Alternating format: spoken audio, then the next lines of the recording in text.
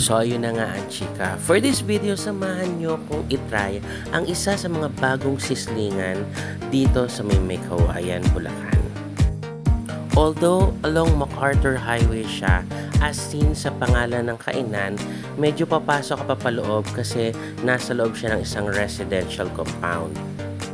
Open siya ng hapon hanggang mga alas 10 ata ng gabi.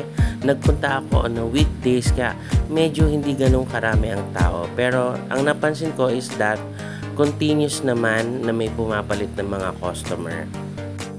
May mga silog meals at burgers din sila and self-service nga pala dito. So, ikaw ang kukuha ng condiments mo, ng kalamansi, pwede kang humingi ng gravy.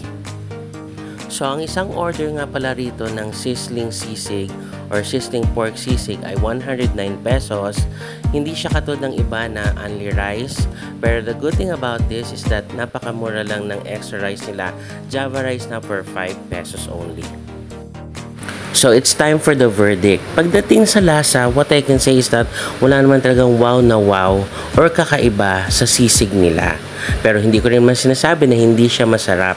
Depende na lang din siguro sa inyo, sa panlasa nyo, kung ano yung personal verdict nyo. But for me, I can say na if I would rate it 1 to 5, 5 being the highest, I will give it a 3 spoons. So, that's it.